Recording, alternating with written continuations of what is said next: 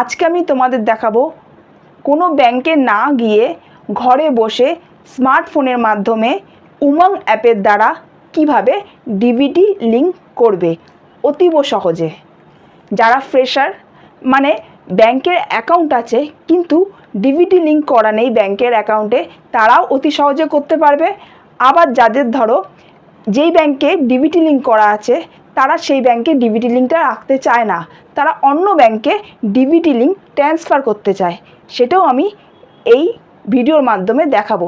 তবে একটা কথা বন্ধুরা, ভালো করে মনে রেখো, ডিবিটি লিঙ্ক কিন্তু একটা ব্যাংকেই হয়, দুটো ব্যাংকে কিন্তু ডিবিটি লিঙ্ক হয় না। কেউ যদি মনে করে একটা ব্যাংকে ডিবিটি লিঙ্ক আছে আবার আরেকটা ব্যাংকেও ডিবিটি লিঙ্ক করবে, তারা কিন্তু ভুল মনে করছে। ডিবিটি লিঙ্ক যেই ব্যাংকে আছে সেই ব্যাংকে যদি তোমরা রাখতে না চাও, তোমরা যদি অন্য ব্যাংকে ডিবিটি লিঙ্ক করতে চাও তাহলে কিন্তু ডিবিটি লিঙ্কটা ট্রান্সফার হয়ে যাবে। তো ফ্রেন্ডস, আর বেশি কথা না বাড়িয়ে আমি সরাসরি ভিডিওটা স্টার্ট করি, তোমরা দেখো। সবার প্রথমে ফোনটাকে রোটেট করতে হবে, তারপরে প্লে স্টোরে গিয়ে প্লে স্টোরের মধ্যে যে সার্চ বাটনটা আছে সেখানে লিখতে হবে উমং। যেহেতু আমরা উমং অ্যাপ ডাউনলোড করব তাই উমং লিখতে হবে। দেখো হাতে একটা সিম্বল আছে, তার পাশে ইনস্টলের জায়গাতে ক্লিক করতে হবে। দেখো আমি ক্লিক করলাম, ঘুরছে, মানে এটা ডাউনলোড হচ্ছে। প্রায় কমপ্লিট ডাউনলোড। এবার ওপেনে ক্লিক করতে হবে। উমং অ্যাপটা ওপেন হচ্ছে। এবার নেক্সট বাটন টিপতে হবে, তারপরে আবার নেক্সট, গেট স্টার্ট। এখানে দেখো লগইন ইনটু ইওর অ্যাকাউন্ট, এখানে মোবাইল নাম্বার দিয়ে এমপিন দিয়ে লগ ইন করতে হবে। আমাদের কাছে যদি এমপিন নেই তাহলে ফরগটন এমপিনে ক্লিক করে কন্টিনিউ বাটনে টেপার পরে এই পেজটা খুলবে। এখানে নিজের মোবাইল নাম্বারটা দিয়ে দিতে হবে, তারপরে আমাদের স্টেটটা দিয়ে দিতে হবে ওয়েস্ট বেঙ্গল, তারপরে আই এগ্রি জায়গায় ক্লিক করে কন্টিনিউ বাটনটা টিপে দিতে হবে, তারপরে ওকে করতে হবে, মোবাইল নাম্বারটা দিতে হবে।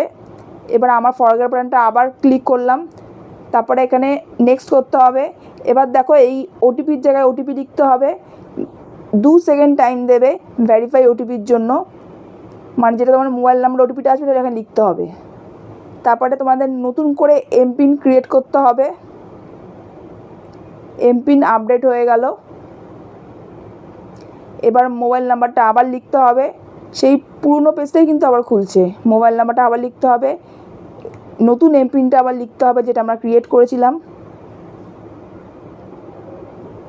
এবার কন্টিনিউ বাটনটা টিপতে হবে। এবার দেখো লেখা আছে ভেরিফাইড ফোন নাম্বার, আমাদের ভেরিফাইড হয়ে গেছে ফোন নাম্বার।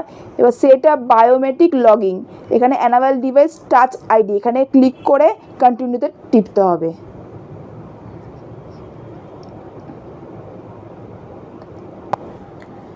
তো দেখো এখানে লোকেশানটা অন করতে হবে, তারপরে নোটিফিকেশানটাকে অ্যালাউ করতে হবে। আমাদের আসল পেজটা খুলে গেল উমং অ্যাপের। দেখো হাই লেখা আছে, আমার নাম্বারও লেখা আছে। এবার নিচে স্ক্রল করতে হবে, বেস ভারত আধার সিডিং, এখানে ক্লিক করেও তোমরা করতে পারো। আমি ক্লিক করব এখন, দেখো এই ক্লিক করলাম। এখান থেকেও তোমরা করতে পারো, আমি একটা অন্য পেজ খুলে তোমাকে দেখাবো, সেখানে করব। সার্চ বাটনে গেলাম,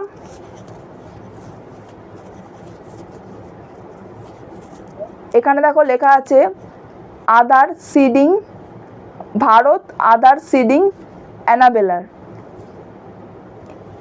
সেটাতেই আমাদের ক্লিক করতে হবে। ভারত আধার সিডিং অ্যানাবেলার, প্রথমে দেখো লেখা আছে আধার সিডিং, এখানটাতে কিন্তু ক্লিক করতে হবে আমাদের।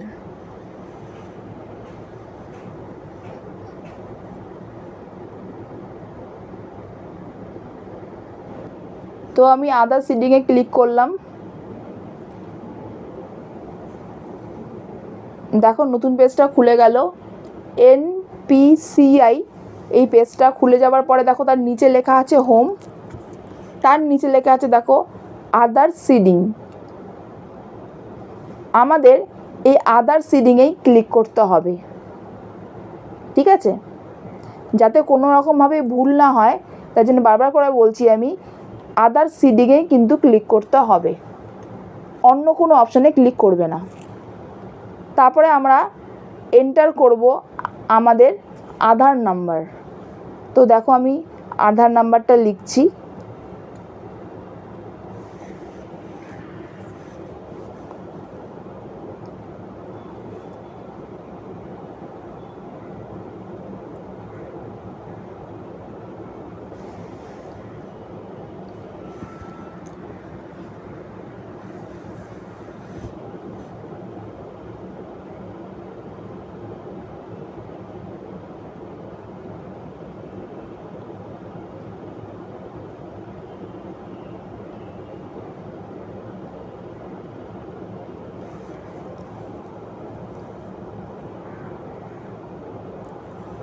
রিকোয়েস্ট ফর আধার, এখানে সিডিংয়ের জায়গাতে ক্লিক করতে হবে। সিলেক্ট ইওর ব্যাঙ্ক, তোমাদের যে ব্যাঙ্কে তুমি করতে চাও সেই ব্যাঙ্কটাকে সিলেক্ট করতে হবে।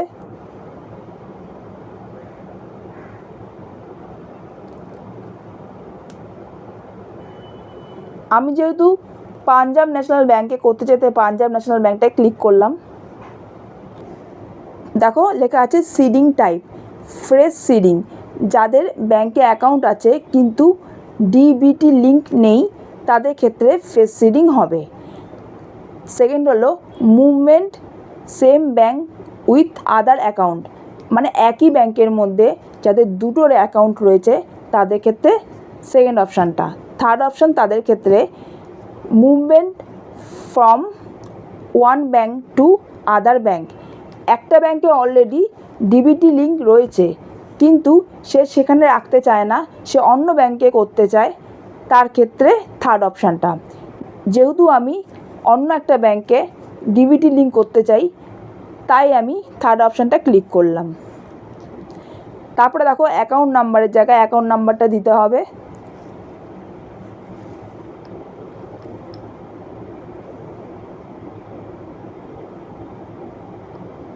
তারপরে কনফার্ম অ্যাকাউন্ট নাম্বার, মানে অ্যাকাউন্ট নাম্বারটাকে কনফার্ম করতে হবে। তারপরে দেখো নিচে যেতে হবে, দেখো লেখা আছে এন্টার অ্যাবাভ ক্যাপচা, এখানে আমাদের ক্যাপচাটাকে এন্টার করতে হবে, তারপরে সাবমিট করতে হবে। ক্যাপচাটা এন্টার হয়ে যাওয়ার পরে সাবমিট করতে হবে। সাবমিট করলাম। এবার টার্মস অফ কন্ডিশন এখানে লেখা আছে, পড়ে নিতে পারো। পড়ে নেওয়ার পরে এগ্রি অ্যান্ড কন্টিনিউতে ক্লিক করতে হবে। এবার enter your OTP,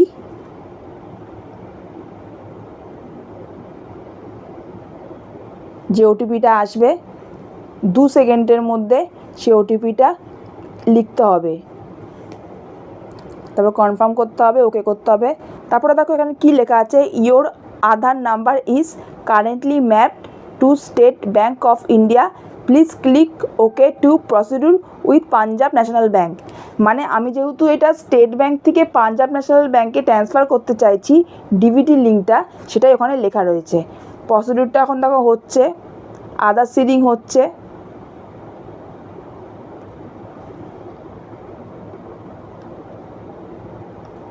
Aadhaar seeding is in pending status, এখনও পেন্ডিংয়ে আছে, এখনও হচ্ছে।